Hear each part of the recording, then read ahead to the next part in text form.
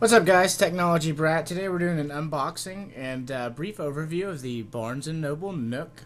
As always, you can follow me at twitter.com/technologybrat, and you can also check out the website at technologybrat.com. So let's go ahead and unbox this. Now, this is the way it's going to come whenever you get yours. Maybe you got it this week, or maybe you're getting it next week.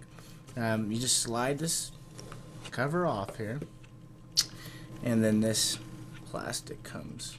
This is the... You can see it there.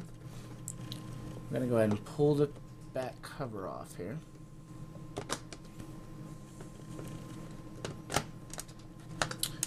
And when you pull it out, there's a little box on the inside. Inside that box is going to be probably the smallest instruction manual you're ever going to see, since it's actually on the Nook itself, but we don't need that. You do have a AC adapter, which is very reminiscent of Apple products here, along with the USB cord for that.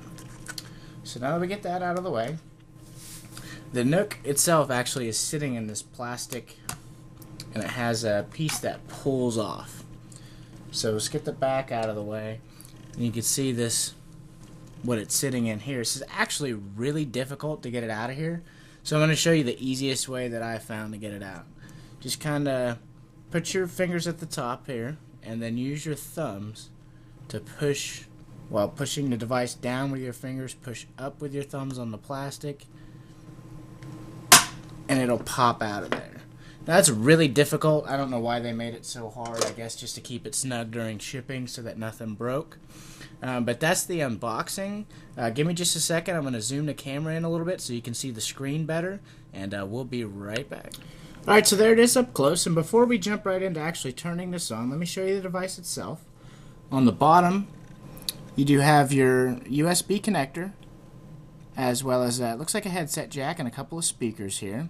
These pieces right here are just actually the holes that the packaging came in, which actually might snap into any type of protective cases that you might get for the device. On the side, you have buttons here and here. You have those on both sides of the Nook. And at the very top, you have your sleep awake button. So that's the basics. I mean, there's nothing on the back. We'll just go ahead and set this right back down. So I'm going to hold down the sleep awake button on the top, and let's get this turned on. And here we go. Now we got the menu on the bottom. This is a touchscreen on the bottom, and then this is where you actually read it. It looks like paper on the top. It's not actually paper, but it has that same type of look to it. Now your sections here, you have the daily, you have my library, you have shop, you have reading now, and you have settings. So if we go into, let's press the little Nook button there. Let's go into daily.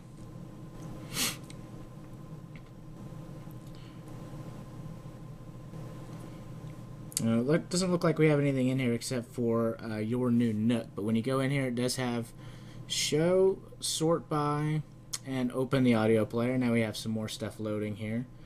I'm not sure exactly what that stuff is, but if you want to select different items, you can use the two scroll buttons here. You just press them, and you can see the selection moves down.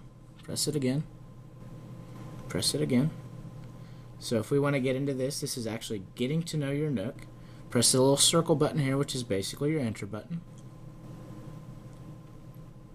And once we do that, this talks about actually registering your Nook. So let's just go back, hit the back arrow there, and we're going to back out to the main menu.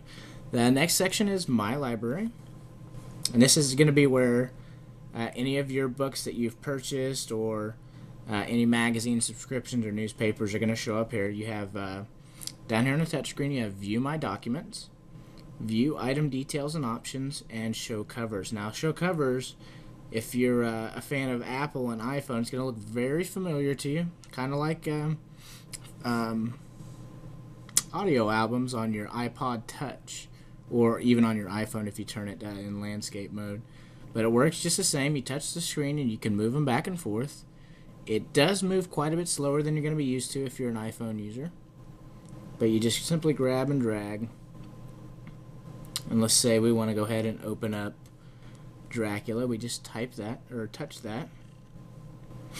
And it's going to take a minute to do the formatting of the book. Of course, the bigger the book, the longer it's going to take. And there you see Dracula by Bram Stoker. This is actually 433 pages, excuse me.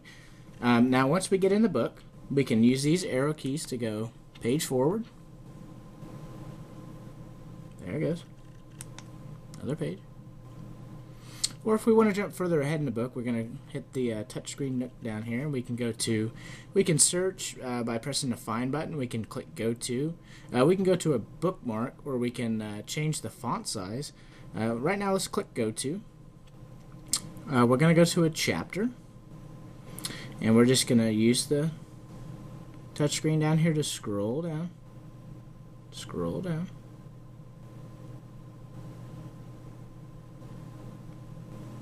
And it does take just a little bit. We're right here is chapter 4, so we'll touch chapter 4. And it's going to jump to page 75, which is chapter 4. Now, if we want to change the font size, we can do it right here while in the book.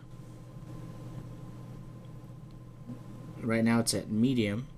We can make that large, extra large, or small, or even extra small. We'll do extra small first, and then I'll show you extra large.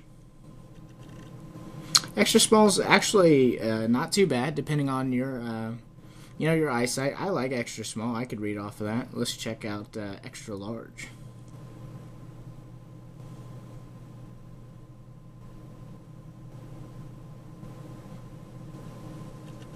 And extra large is quite big, so everybody should be able to read that.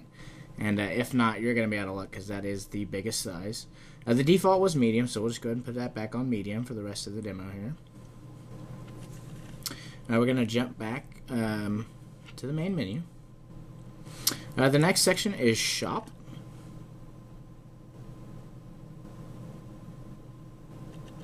When we go into Shop, it's got ebooks. Excuse me, let me get that off there. It's got ebooks, magazines, newspapers, bestsellers, new releases, Barnes & Noble recommendations, New York Times bestsellers, romance top 100, and so on and so forth. But down here, you can use the search button. You can search for whatever you're looking for. You can browse. You can check out collections. E-wish list is probably you can probably do that online, and it'll probably transfer to your Nook. I'm guessing. I haven't got into that. Or you can open the audio player. Let's just do that real quick. Now, the audio player just pops up down here at the bottom, and it says load music files via USB, because there's nothing on here right now. To get out of that, you just press the little X there. So it doesn't change actual anything on your top screen, just changes your touch screen. So let's go back to let's check out Reading Now. And Reading Now is just going to be any books that you're currently reading, they're just going to be listed in here for you. So you've got, find, go to, you can check out your bookmarks, highlights and notes. That's basically it. So it's basically whatever you're reading, you can quickly get back to it. So jumping back to we're going to check out the settings here. And this isn't actually my Nook, and it does list the email address on here. So I'm going to cover that up while I do this real quick. And so this is the settings screen. It says right here that this is actually 1.28 gigabytes storage internal memory.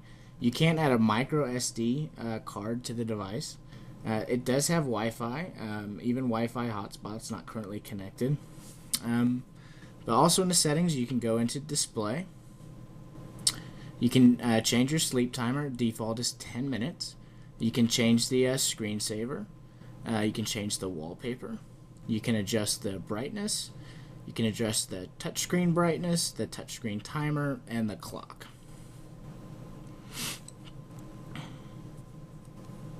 You also have contacts, and then audio player again. So that's it, guys. That's the basic overview of the Barnes & Noble Nook. I hope you liked it. Thanks again for watching. This is Technology Brat, and take it easy, guys.